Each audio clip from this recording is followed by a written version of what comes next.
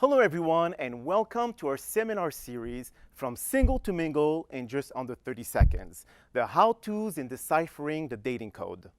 In our seminars, our guest panelists and myself work very hard in covering all topics related to dating and relationship in the 21st century and primarily focusing on providing you with the tools needed to be successful in your journey to finding your soulmate.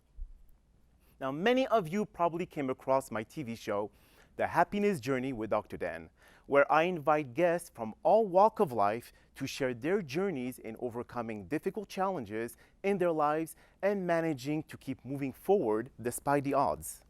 Now, so how do you define happiness?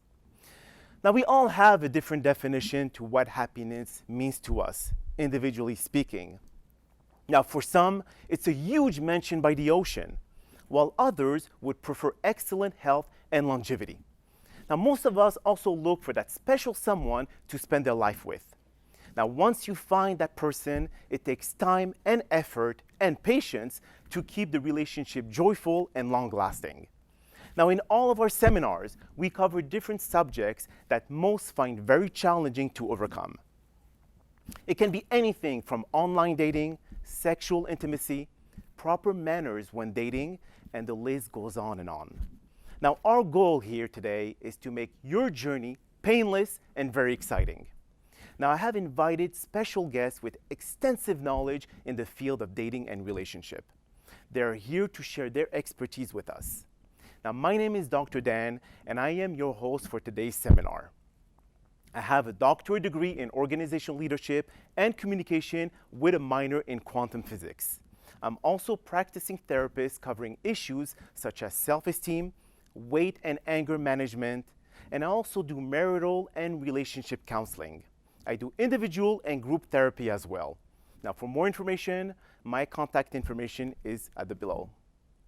Now, it is time to introduce our guests for today's seminar. All guests will have the time to share their expertise and education with our audience and our 800,000 Montgomery County residents. So welcome, ladies and gentlemen. Now, can you please introduce yourself to all of our viewers and audience? My pleasure. I'm David Banks. I've been a professor at the University of Maryland, University College since 1993. I teach the human sexuality courses and am the course chair for that course. Hello, my name is Sara Oliveri. I have a life coaching practice in Washington, D.C. I have my master's degree in positive psychology, so the science of understanding human thriving, both personally and in relationships.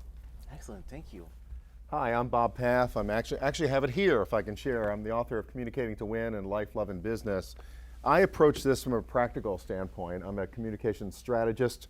I've been married and divorced twice. I have 6 children, so it's really been a lifelong journey, and with the culmination of this book in 2015, putting a practical approach on communication.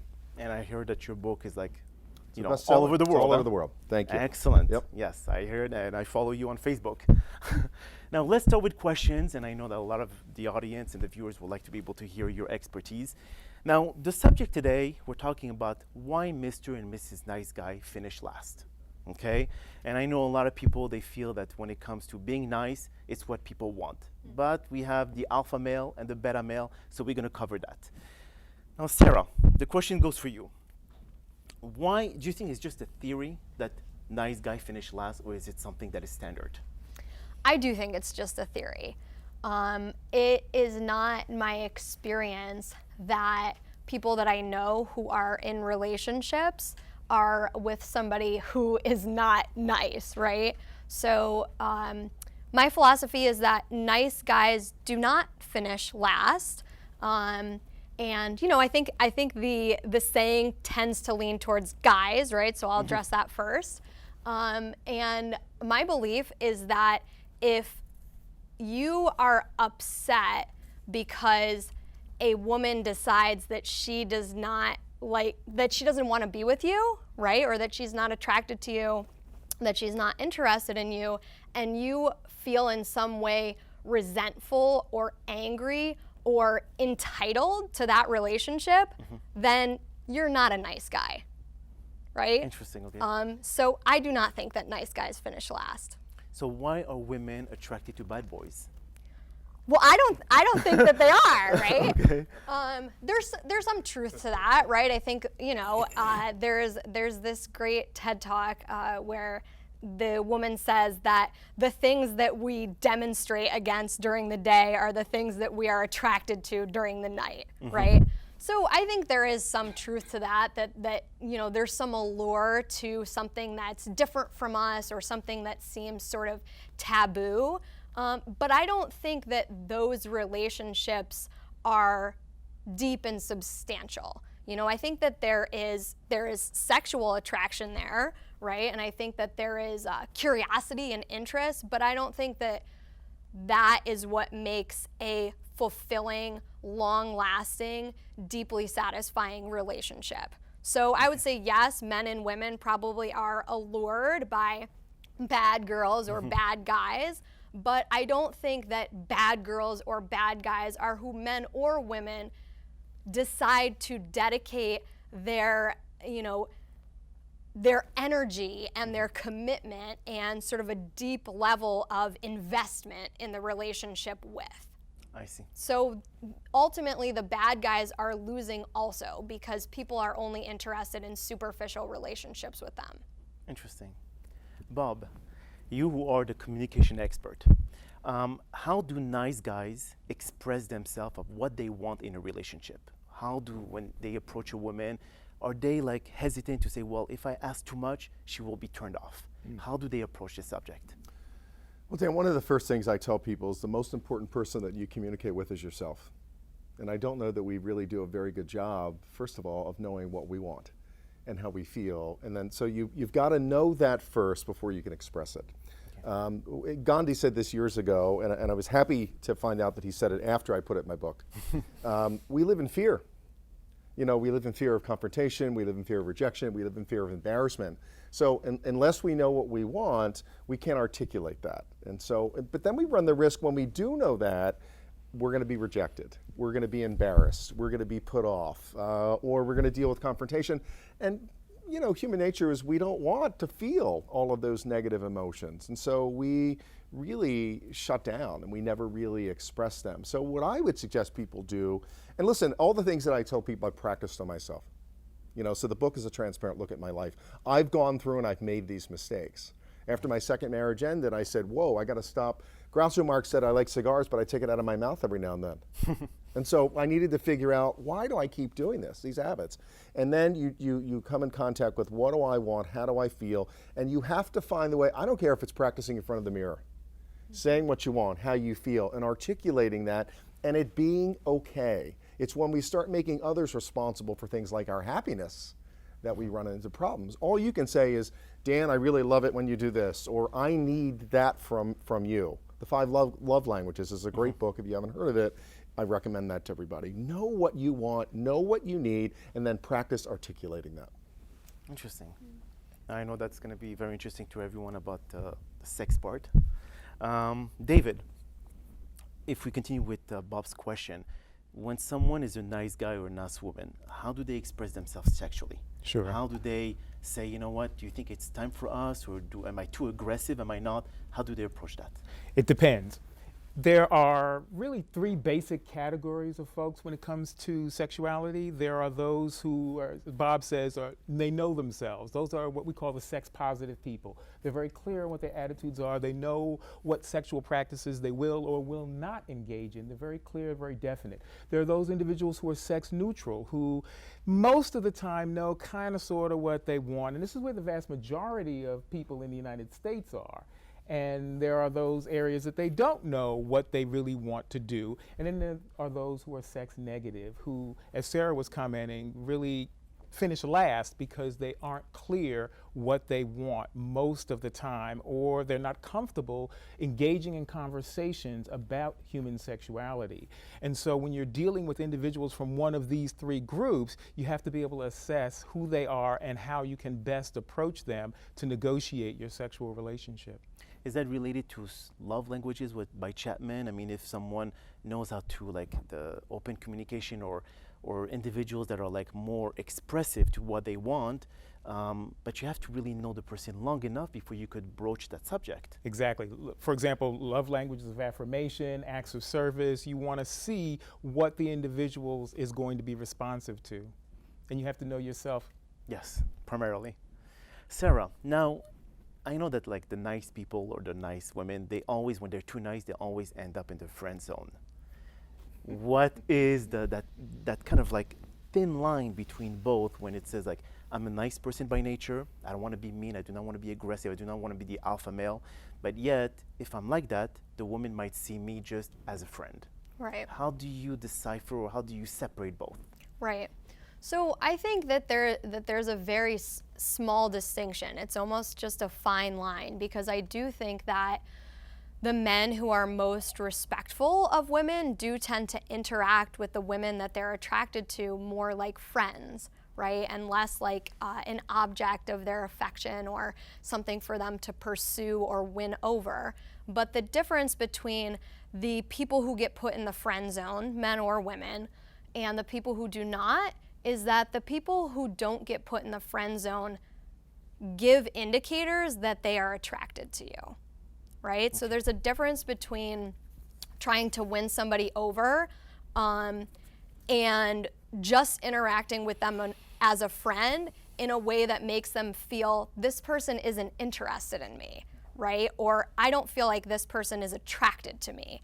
And when the relationship starts that way, that is when I believe people get trapped in the friend zone, because they were too afraid to show any attraction, right? Interesting. Yeah. Which indirectly follows with the question to Bob, is when do you give up? When do you say that it's time to move on? Great question. Wow, that is a great question. Thank you, Dan. You're welcome. Well, you know, I think if we dial it back to, and David's comments about the sex part, I have this whole theory about when you introduce that in a conversation, and I think you sort of put things out there early on. I think if you own who you are and what you want, at least I do, and so the things I say to folks, I apply in my own life. Because I think the more clarity from the beginning, there's less time wasted, people are busy, you go into something thinking it's going this way and the other person thinks it's, you know, it's going that way. I like to know very early on, I know my five love languages, and so if my number one is somebody else's number five, Interesting. you know, I want to know that. I want to know that. And the other thing is, and let's not make anybody wrong. I mean, that's why there's chocolate and vanilla. And so I would like to know as soon as possible to end it or get out or just to move on for both people. You know, there's got to be balance here. It's not, you can't go into it selfishly. We're both valuable, and we both, you know, time is very limited. And I just think the quicker the clarity, just again, in my opinion, arrives at the table, the easier it is really, Dan, to move on. So and also I think there's a lot of studies around intuition and emotional intelligence. I'm a huge believer in that. So if your gut's not in it and you're not feeling like this is going anywhere, you have choices, and like Sarah was saying, you can address it. Just say, hey, this is what I'm looking for in the relationship. Are we on the same page?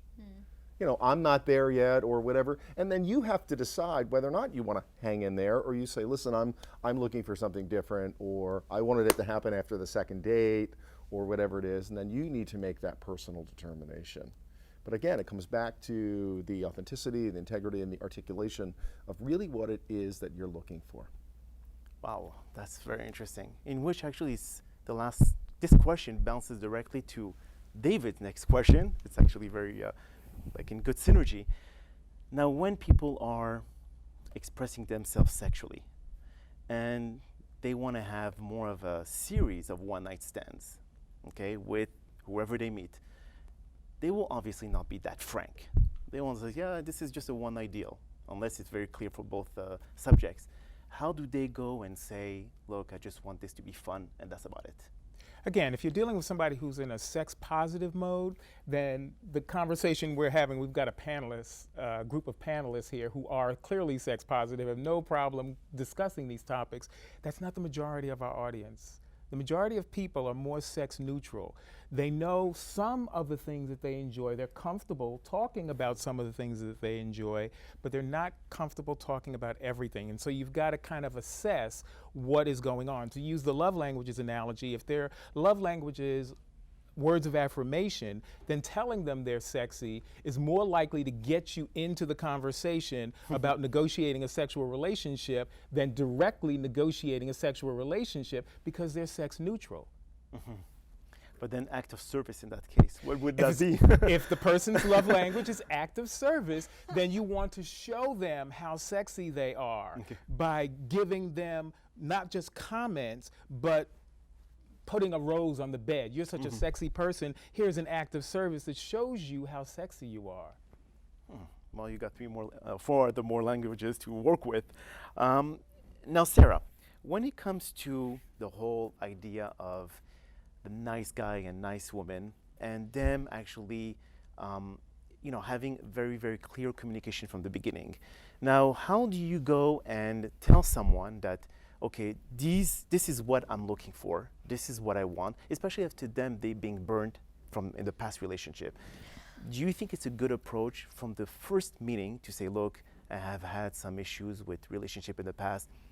I want us to be able to start, at least being honest with each other. This is what I want. Do you think the other person is not going to get kind of turned off and just say, you know what, they're too much? Right. I could see how that would turn somebody off and make them feel like you might be too much. My experience in my coaching practice is that a lot of what we are trying to do when we are dating is to mitigate risk. And so we're not actually asking for what we want and being clear on what we want, to Bob's point. What we're doing is trying to control what the other person is going to do in their interactions with us in order that we don't get our feelings hurt. The problem is that's not the way that relationships work, right? Relationships are inherently risky. So to answer your question, I think it's great to be open and honest about past experiences, wounds, fears, but I don't think that it's fair to ask somebody not to hurt you, number one. And I think that we often bring things up, we often sort of put parameters on the table, such as, are you seeing other people too soon? Not because we feel clear that we want a monogamous relationship with this person, but because we want to protect ourselves. And I believe that that actually backfires and sort of contaminates the relationship and prevents it from evolving in the most natural and organic way. So I think it's okay to share our past pains, our hurt, be open, but I think we need to be careful about what we ask for and even the questions that we ask. Like, are you seeing anybody else? And thinking about, what does that question imply and why am I asking it? And if the answer is not, I'm asking a question like that because I know that I want to only be with this person, then maybe it's not the right time to ask a question like that. Maybe a question like that is coming from a place of trying to know the future and protect yourself, and that does not fare well for the future of the relationship. And frankly, it's simply not possible, right, to protect ourselves. So I guess asking that question when you're in bed with a person, that will not be a good fit, right? Probably not. Okay, you do it before, not after. Right. Okay. Right. I'd like to ask the audience here today to see if they want to be able to add some doubts or any question they may have around the subject that we've been covering for the past 15 minutes. Does anyone want to go to the mic and just share their own experiences about being a nice guy and finishing last? Take a guess. Go ahead.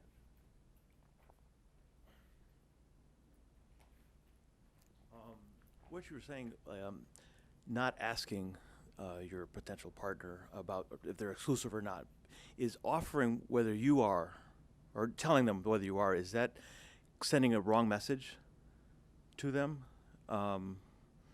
Because it's showing that, I'm dedicated to you. Right. would you recommend that, or would you say it's best to just let yourself live in the questioning state and just worry? Right. Great question. So let me clarify. I don't think it's wrong to ever ask that. I just think that there is often a mismatch, and what I'll hear from my clients is that they'll say, I want to ask if they're seeing other people because I'm not, right? And the reason why they want to ask is to protect themselves, right? To create a greater sense of obligation that the other person not be seeing other people. They're not asking because they know that they want the relationship to be exclusive now. So I do think that it's important to clarify the status of the relationship, and at some point, yes, to say, however you want to say it. Do you want this to be an exclusive relationship, or do you want to be my girlfriend, right? I think those questions are very important so that everybody knows where they stand and what the relationship is. But I think that if you're offering information like I'm not seeing anybody else, before you feel ready to say, will you be my girlfriend, then that's coming from a place of desiring to protect yourself, not coming from a place of valuing the relationship. Does that answer your question?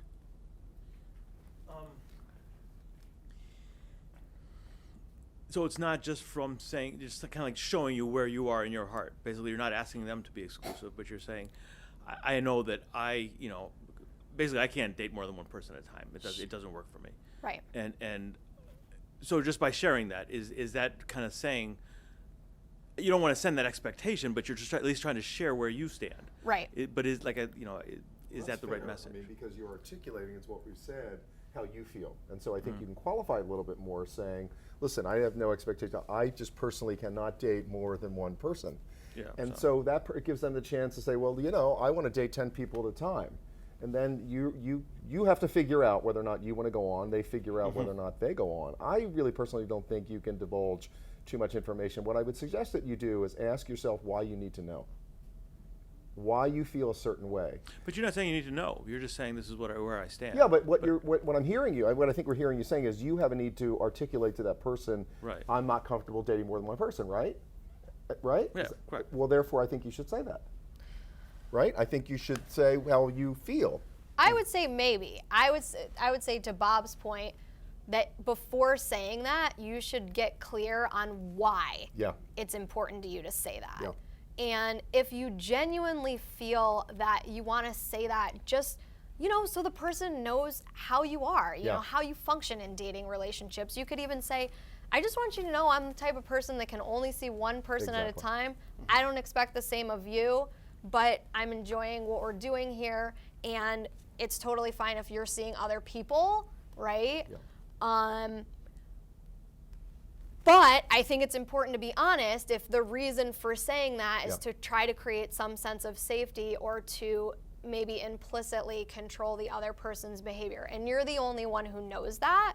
The only other thing I'll add is that I believe that there are so many ways to show somebody how much we care and how invested we are in the relationship other than saying, I'm not seeing anybody else. So again, I think if it's something that's important for you to share about how you function as a human being, then I think it's great. If it's something that feels important for you to share in order to elicit a specific response or effect from the person you're dating, then maybe it's less fair to share that. Great point. If you're using it as a lure to get somebody in to create exclusivity, maybe you don't want to go there. But if you're just using it to articulate how you feel personally, then I think you should. And I can give another quick example if it's okay. So I think that sometimes we say things to other people so that they can help hold us accountable, right? Or they can get aligned with our behavior. And I think that sometimes we're doing that sort of selfishly rather than simply being clear in ourselves and aligning our behavior with our feelings, right? So if your behavior is aligned with how you feel about this woman, she will know that you care. And another example of this that I think people do a lot is that they feel really obligated, you know, when they are in a friendship with somebody. Maybe nobody has even suggested dating, whatever. Sometimes people feel obligated to say, I'm not attracted to you, I only see you as a friend, right? And what I have found is that sometimes the other, that's not even on the other person's mind, or it's not even at a point where it'd be necessary to say that to the person. But the reason why we're saying that is to hold ourselves accountable so that we don't, you know, kiss the person and send a wrong signal when in our heart, we already know that's not what we want with them. So my philosophy is that we can do more to have integrity within ourselves and to be clear on what we want and align our behavior with what we want and how we feel. And when we do that, the other person will get it, right? And if they're not getting it, then that's maybe when you have to be more explicit. I hope that helps answer the question. I think so. Yeah, great question. Yes. Now let's go with actually like in a situation of a established relationship, established, more in the beginning stage of the dating.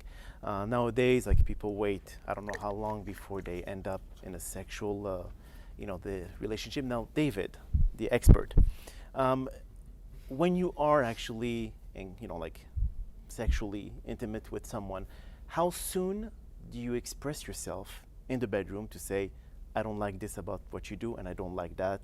So what is that stage at this point?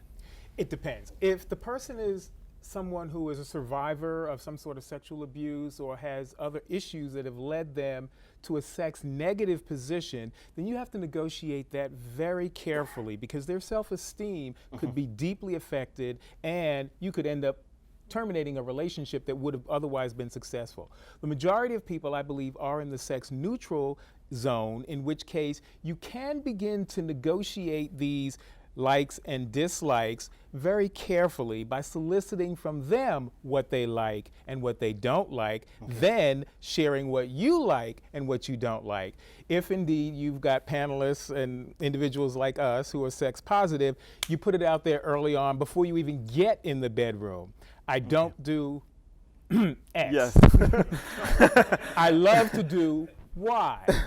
I don't want you to do Y to me, but I'll do Y to you. You like this G-rated version? Yeah, this is So children are watching this show. To understand who you are dealing with. We're not giving you cookie cutter answers that are going to be able to plop into any given relationship. You have to know the individual you're dealing with and what their issues are around human sexuality and be able to communicate with them in a way that they can hear you, feel good about what you're saying, and give you the responses that you're looking for. Yeah, I couldn't agree with him more. I think, based on my personal experience, people put too much pressure on those expectations. And so I've probably, Dan, had a couple of conversations, 2 or 3 or 4, leading up to that. That's also, and folks, you really have to know how much you're willing to tolerate early on in the relationship. Like if I meet someone online, for example, I want to have a phone conversation. I'm not into endless texting, endless emailing, and I've had people say to me, I don't like to talk on the phone with people. That's not going to work with me. That's a red flag or whatever. So you need to set those parameters. What are you looking for? So hopefully by the time, and I like to have that coffee date as quickly as possible. I don't want to talk to somebody, text somebody for 6 months or 6 weeks before I know whether or not there's any potential there. Who's interested in that? We've all got too much going on. So by the time I get to that meeting, Dan, I have a pretty good expectation of whether that's going to happen. Let me talk about one more point too, because I think it's important to mention. It kind of goes back to David's being the sex expert, without any demonstrations here, folks. But there's a big difference between sex on the first date and a one-night stand. And so I think we've probably all been there, whether we want to admit it or not, where you've maybe met someone and the chemistry was great and you had sex on the first night. Versus you meet somebody in the bar and you've had too many drinks and she'll do. You see what I'm saying? You see the difference there between those two?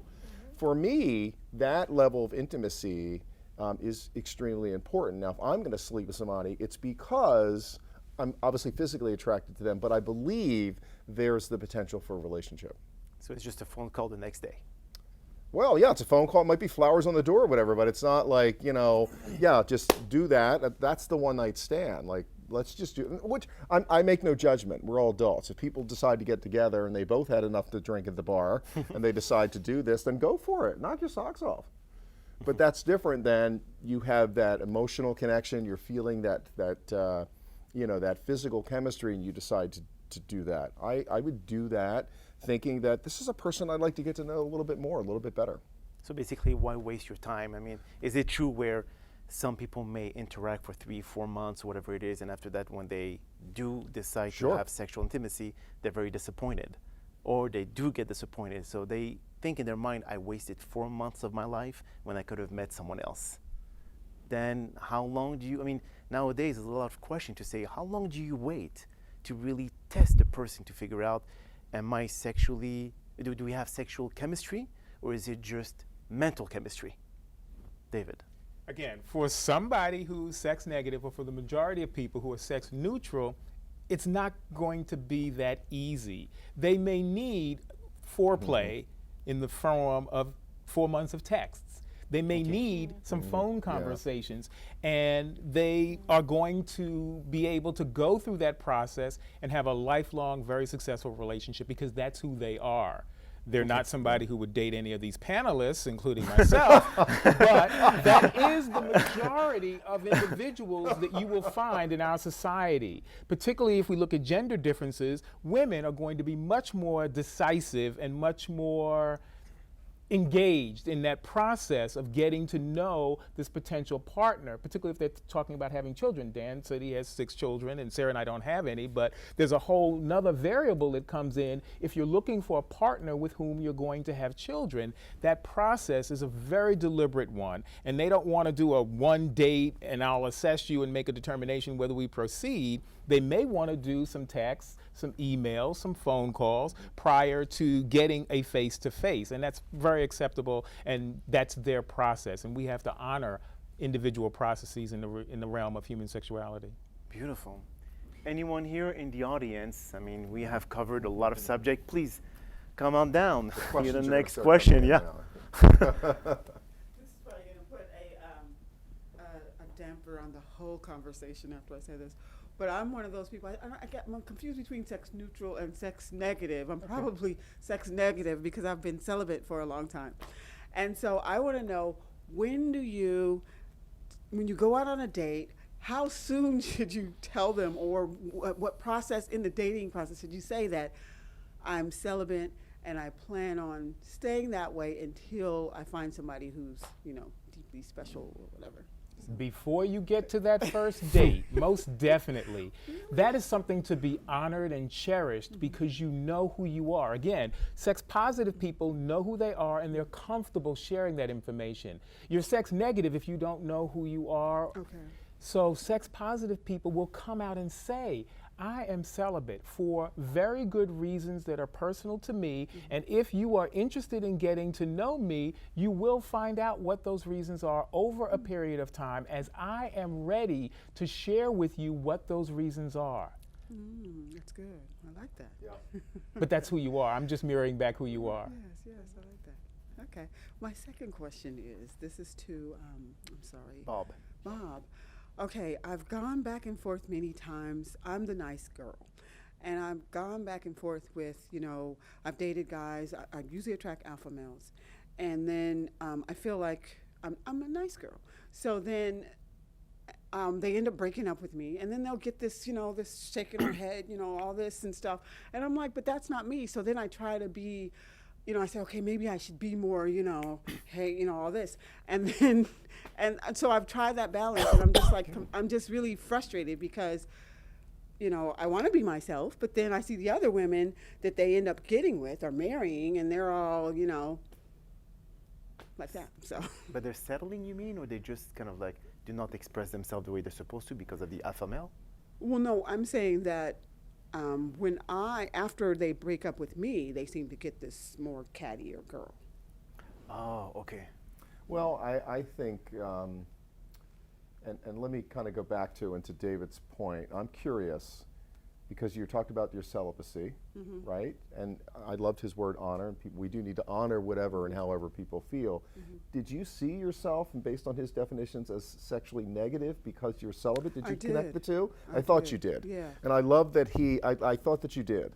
And I want to bring it full circle on what he said, that he's you're sexually positive. yeah. And the I like reason that. being, David, correct me if I'm wrong, is because you're owning your celibacy. You're saying and you're putting it out there, which then does make you very positive. And I also agree with him that I would want to know that. I would think it's a potential, right? And so then I have the choice whether or not to continue to honor that or to move on and try to find another relationship. But then to your question, I wanted to make that point and really congratulate you, and because I thought you were thinking of yourself as sexually negative, and I agree with David, and I didn't see that. But I think you need to, as far as these women are concerned and these guys break up with you, I do Reiki therapy. I don't know if any of you have done it, and I love it. And I remember working with my little Japanese Reiki master, and she said to me something one time that really has always stuck with me, and I share it, and that is to stand in your dignity. And so I think for you, as a woman who sounds like she's embracing that, I mean, you said it in front of all of us, that's who you are. And you need to stand there. And so I don't know, and if you want to share with us why these guys break up with you, I don't know if they ever disclose it or they go away. We don't know enough about the dynamics, and then they go off to other people. But if you're true and authentic in how you feel and what you want, that's okay. They should move on. If they're seeking something else and you know what you want, it goes back to that standing in your dignity and being very authentic in how you feel, let them move on. Don't second guess yourself for 1 minute. Okay. Or settle. I'll respond briefly. I agree that if you are being yourself, then that's all that matters, right? And if they ended up with somebody whose authentic self is different from you, then they weren't a good fit, right? That being said, my interpretation of, because there's the classic nice guy, so what is the nice girl? My interpretation of what the nice girl is the girl who curates her behavior and presents herself in such a way that is meant to be pleasing to the man. Oh, okay. You're not a nice girl then. You're not a nice girl then? Okay, good. I'm glad to hear that. I'm pretty self-assured in that regard. So they know that, I'm going to express myself. I'm going to say, what it is. And I've dated a lot of men who are, one in particular was sexually positive in the sense that he also was celibate. So now I can say sexually positive, not sexually negative. So we were on the same page there. And there's been, quite a few that I have dated who are on the same page, but I'm still wondering, okay, so what's the problem? But, yeah. Great.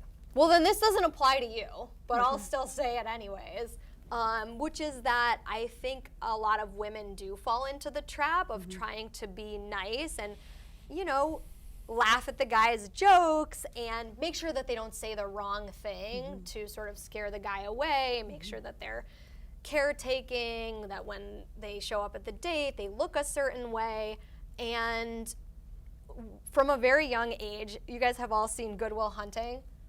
So when I was a kid, this really resonated with me, even as a child. There's a line in the movie where Robin Williams is challenging Matt Damon about does he have a soulmate, and Matt Damon says, what is a soulmate?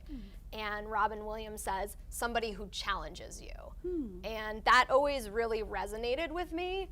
And my observation is that in particular for women, they are sometimes hesitant to show up to non-platonic relationships as their full self in all their glory and be somebody who is an equal and who challenges the guy that they are dating or talking to and potentially scares him away, right?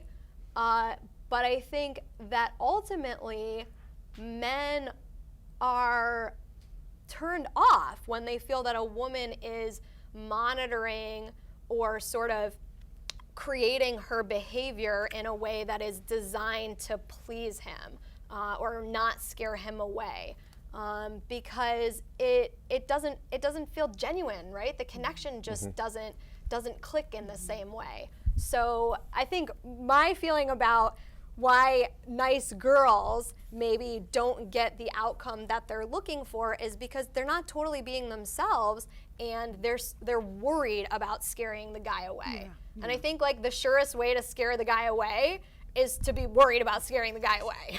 I think I've been there, yeah, definitely. Okay, so yeah. So not necessarily for you, right? But Well, and just so I see myself in the last part that you said, because after the guys have broken up with me, then I'll think, okay, well, maybe I should be more like this. So there have been times when I have tried to, be somebody else or whatever. And Right. so yeah, in certain periods in my life. So were you comfortable with what you were doing, and it was only when they broke up with you that you started second guessing it? Do you understand that? Yes, and it was one guy in particular that I really, really, really wanted, and so it was really the one guy. And during the phases of our on and off again relationship, that I would try different approaches, thinking that this was gonna win him over or whatever. So that was me, I guess, not being true to myself. Win him over? Interesting. It didn't win him over. Changing. She was trying to think about what she would do to win him over. Yeah, try to win him over. And maybe to Sarah's point, kind of what I was thinking, what she was saying, that is going with the flow. Right. Just go with the flow. Let him. I remember being in a relationship with a woman who was highly accomplished, highly successful, and she said she would allow the man to sort of dictate what happened, and she would mold herself and flow into that, which always stuck with me. It's not a really just go, I can tolerate anything, and we can all tolerate a lot for a while, but eventually that won't breaks. work. Right, yeah, that's true. Good point. Okay, thank you. That's a good answer. Great you. question. Thank you very much for Thank the you, question. Yeah. Got a lot to cover here, so I'm going to break this down. The string that's not being said here, we have about being sexually positive, we have about communication, and we have about nice guy and saying what you want in the relationship, about whether it's serial monogamy or whatever we want to talk about. The thing you're not talking about is how does sex get into all this, like when and where, because we're always at celibacy. Celibacy could be situational, or it could be like you had said, David, this is what I want, I'm saving myself for marriage. So it can be all those things. How does sex tie all these things together in terms of, if you're not discussing about what you want in a relationship or where you are in the relationship? Oh, are you dating other people? Well, we've already slept together. I mean, in this day and age, that can be risky. That's true. Well, I think, let me, like, just to respond quickly to that part, I think there's a difference between getting safety information about the person's sexual history, whether they've been tested recently. Those are essential questions. That's very different from saying, are you dating anybody else? I'm not sure I understand your question. Maybe Is it for sexual health you're talking Well, about? there's everything. There's the psychological, the mental health, the physical health. There's a whole gambit of things that go around sex, including what you talk about, how in depth you talk about it. Or how Where, soon. how does that fit into the relationship? You can be celibate and still be talking about everything from A to Z, but you can also be having not one night stands. We'll put that in a separate category, but you can be Sex on the first night. yeah, go. or Yeah. first date or third date. They used to have this crazy rule in this country. Anyway, third date. But you know what I mean. How does this all fall in, or are there parameters that kind of should be followed? Like, if you really can't discuss all these things, and like the next lecture is going to get into, you can't really discuss all the things in a relationship, then you really shouldn't be having sex, unless it's just you're both so sex positive that you're just like, hey, I'm clean, you're clean, we use all this protection, and Let's go at it. let's go at it like wild weasels, and then we'll be done. I don't think there's one right answer to any of it. I think it's what I'm hearing, and I want to hear what these two have to say, is it's very personal. And as David pointed out, the three positions, to use that term, if I might, it's just a very personal thing, and there's no one answer that's going to cover all of that, because we all want things and see things differently in every relationship. Are you neutral, positive, or negative? Oh, I think I'm positive. Okay. I mean, I can talk about anything, but I think that there's kind of a appropriateness Sure. that isn't discussed anymore. One of the tools that some people find useful is to think about sex in three specific areas: your own thoughts, your own feelings, and your own behaviors, and then to identify those same three for potential partner. What are they thinking about sex and sexuality, both generally and specifically to you in this relationship? How are they feeling about sex and sexuality generally and with you in this relationship? And what do they want to do at this point in time, perhaps even in the future, about sex and sexuality? So using those three domains in terms of self-knowledge, and then being able to negotiate, depending on whether you are sex positive and comfortable having that conversation early on, whether you want to kind of feel them out in the sex neutral genre, or if you want to wait and get some real serious signs from the sex negative individual that they're ready to have those kinds of conversations. So thinking about those three might be a useful tool. Yeah, I agree. Sarah? I'll add one thing if we have time. So I think your point is a really important one, and I think that in at least what I've seen in popular culture, there's sort of an understanding that sex positive just means being okay with having tons of sex with, perhaps anyone you might be attracted to, right? Yeah. Which, people are attracted all of the time, and I think different words for what that. you bring up is really important Status.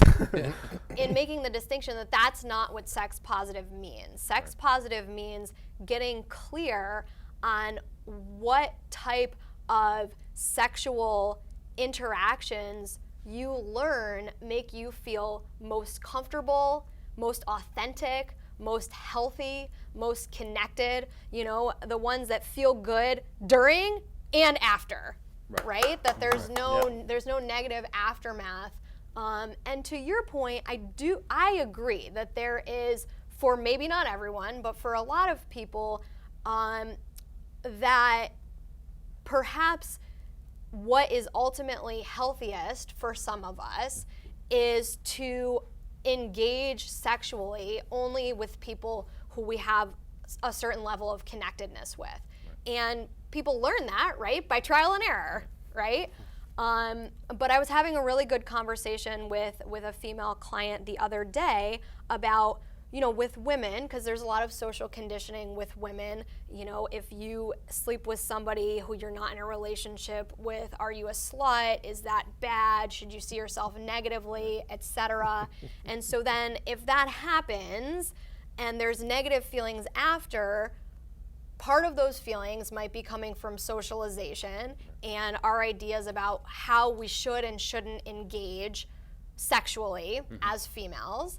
But I also believe from the rise of this sex positive movement and seeing people still have those similar reactions, that perhaps there is also a deeper, more human, more instinctual reaction happening there, which is that when we engage sexually with somebody who we don't like as a human being, we feel bad, right?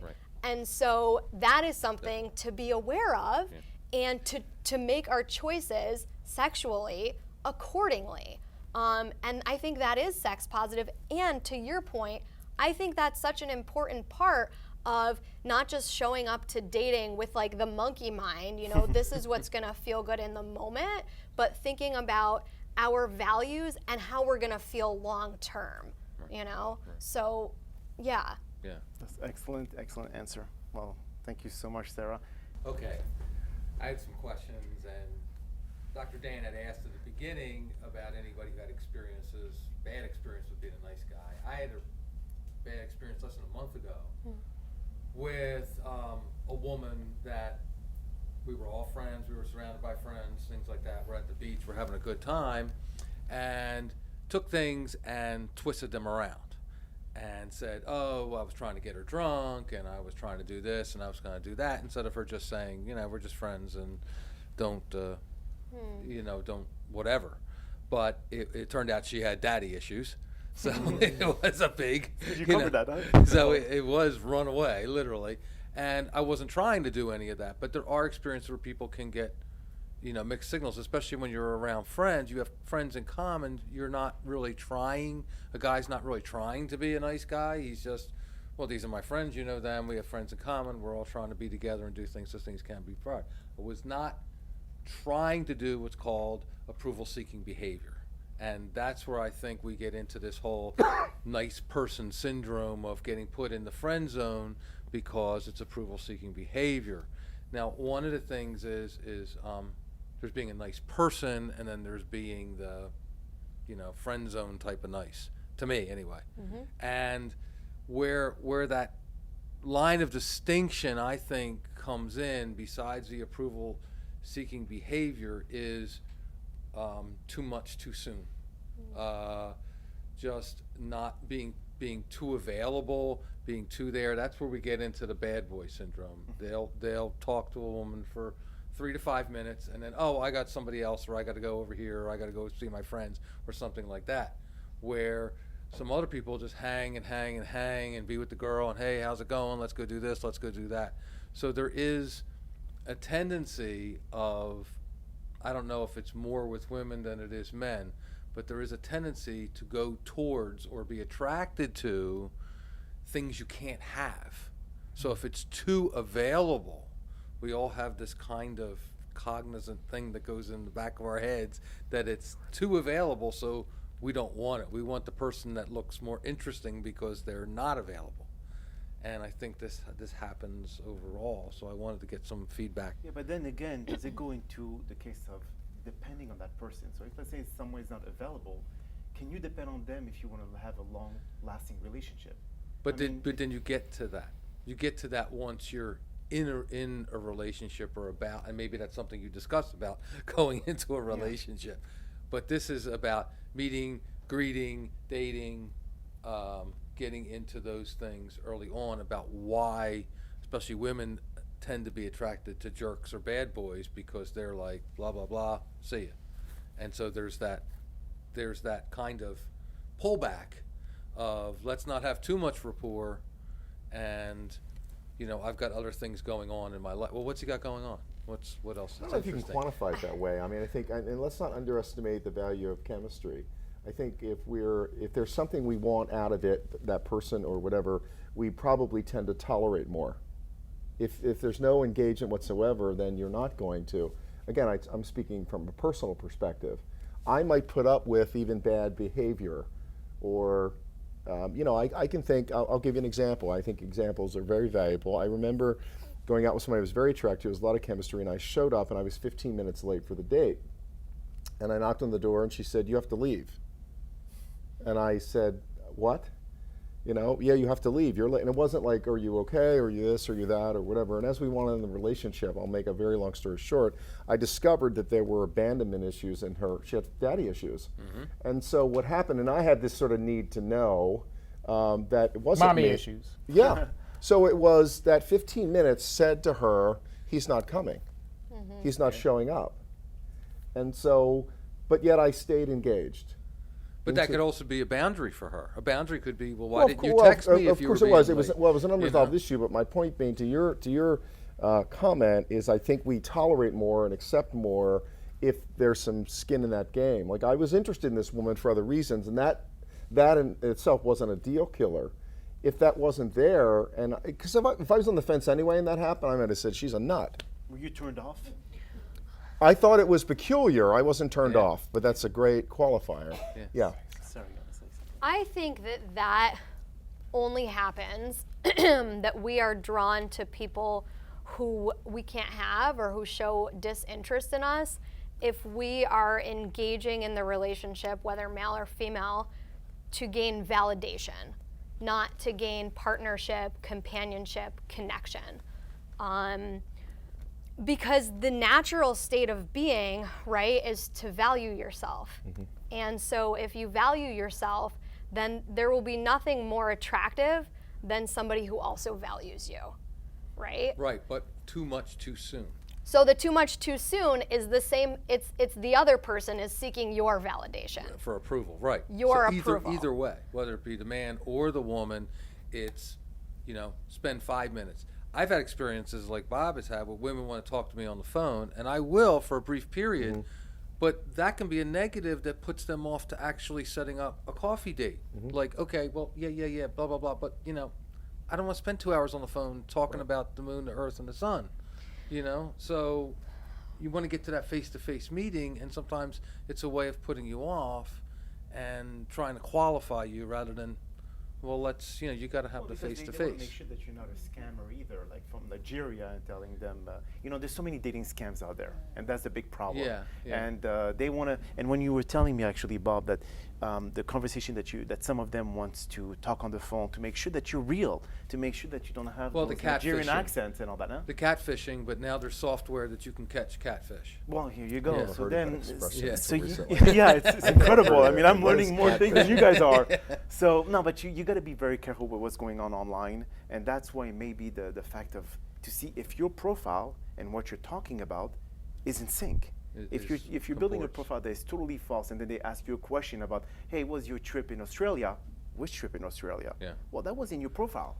So now they know. But they you could would be pre-qualify. amazed. You'd be amazed how many people you will get that coffee date, and they'll start asking you things that are in your profile, Well, yes. and you're like, "Did you read? Did you pay attention at all? Did you take the time?" But maybe they're trying to reiterate to make sure that everything that you were in a profile is actually true. You could never remember a lie. You could always remember the truth. There you go. That's a good point. Thank you. Does that answer your question? Yeah. Yeah. Well, folks, that's all the time we have for today. Now, I would like to thank Dr. David Banks, Sara Oliveri, and Bob Paff for their time in our studio today. Now, their contact information was provided on the lower third of your TV screen and also at the end of the credit at the end of the show. Now, I would like to also thank our audience for asking amazing questions and, of course, attending the seminar today instead of laying down by the pool or at the beach. Now, thanks to all for being here today as well for our audience. Now, here is a few concluding words of wisdom. Now, what is kindness? Now, when we wish and seek to help others, our attitude is more positive and relationships become easier. We're less afraid and have less anxiety. Otherwise, we remain shy and hesitant and feel the need to take 1,000 precautions before we approach people. Now, when our intentions are good and we have greater self-confidence and are stronger, this is how we learn and to understand how precious and valuable kindness really is. Now, my name is Dr. Dan Amzalag, and you have yourself a wonderful journey in your search of that special someone. Thank you very much.